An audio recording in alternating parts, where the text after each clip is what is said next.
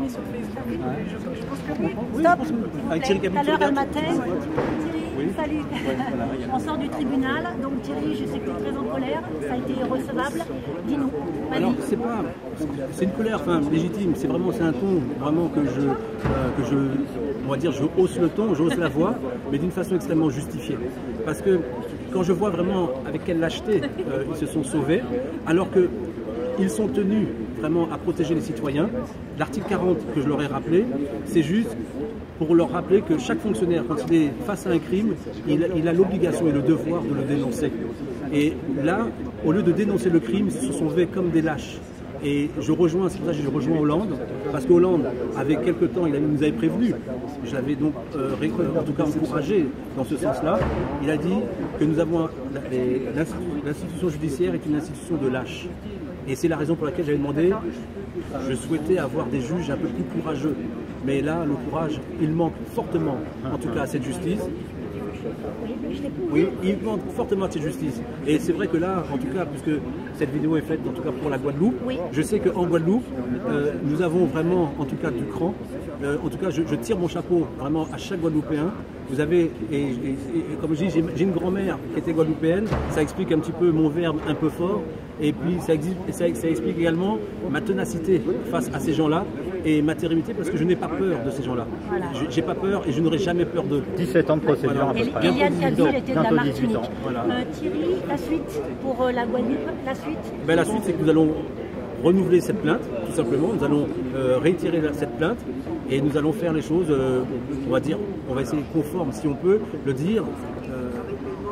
En tout cas, nous allons donner suite judiciairement donc, à cette ça soulève les problèmes d'état civil, de trafic d'organes. Trafic d'organes, mais bien sûr, parce que il y a juste, oui, trafic d'organes, mais il y a juste une chose qu'il faut dire. Trafic d'organes, bien sûr qu'il est là. Moi, j'invite en tout cas tous les Guadeloupéens à aller regarder l'émission qui s'est passée sur France 2 concernant donc le personnel hospitalier donc de Gonesse qui crie au secours avec un titre fort où on dit on assassine les gens désormais dans les hôpitaux publics.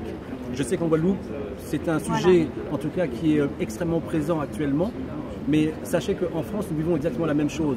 C'est-à-dire que finalement, on transforme les médecins en assassins en diminuant les moyens de ces médecins. C'est pour ça qu'ils ont tiré la sonnette d'alarme. C'est-à-dire qu'on fait en sorte qu'ils aient de moins en moins de moyens pour qu'il y ait de plus en plus de morts. Parce que les morts, parce que les corps, ça sert, ils en ont besoin de plus en plus. Donc finalement, je trouve que ce qui se passe est grave et très dangereux. Ça devient... Quand les personnes vont regarder cette émission, ils vont comprendre qu'aller dans les hôpitaux devient extrêmement dangereux. Parce que tant que c'était nous, la famille Kabyle, qui disions que les médecins assassinent dans les hôpitaux français, on disait qu'est-ce qu'ils racontent. Mais là, c'est pas la famille qui raconte ça, c'est l'hôpital que nous avons incriminé, c'est l'hôpital de Gonesse, qui est en train de tirer la sonnette d'alarme. Mais aujourd'hui, que font la justice, que font les juges, que font les politiques? Absolument rien. C'est-à-dire que tout ça, ça les arrange. Et aujourd'hui, moi, je dérange. Et c'est la raison pour laquelle, finalement, ils ont écourté la procédure. Oui, puis si je puis dire, on est dans un système de couverture puisque la justice couvre. Hein, elle dénonce pas, elle accepte pas, voilà. Mais vraiment, c'est ça. Et c'est la raison pour laquelle... Alors moi, je voudrais elle incrimine, elle diffame. Excusez-moi, je voudrais m'adresser à la Guadeloupe. Voilà. Je voudrais dire à la Guadeloupe que nous avons dans notre hôpital, ou même dans les hôpitaux privés, des morts suspectes. On a pu voir des appels sur Facebook, des femmes qui ont pu sauver leur grand-mère, qui ont empêché qu'on débranche l'appareil et qui vivent très bien aujourd'hui. Ces gens-là ne me contactent pas malgré que je les contacte. Pourquoi? Parce qu'ils ont peur. Donc voyez ce cas-là. Des gens, vos grands-mères, votre maman peut mourir et peut servir de trafic d'organes parce que vous sachez que le corps doit être vivant pour pouvoir faire un trafic d'organes. Hein? Donc je le dis, peut-être que je fais peur, mais le corps de votre maman ou de votre grand-mère vaut 250 000 €. Donc ils ont intérêt à récupérer l'organe avant qu'elle meure et après ils vous la déclarent morte. Excusez-moi d'être aussi raide. Voilà. Maintenant c'est aussi simple que ça. Voilà, je parle toujours carré. Merci Jade Galère. C'était un peu sioux, mais moi il y en a qui aiment mon langage, à certains que je veux dire, qui ne comprennent pas ce que je dis, je les regarde droit dans les yeux, c'est parce que vous ne voulez pas comprendre ce que je dis et que vous servez un ancien modèle.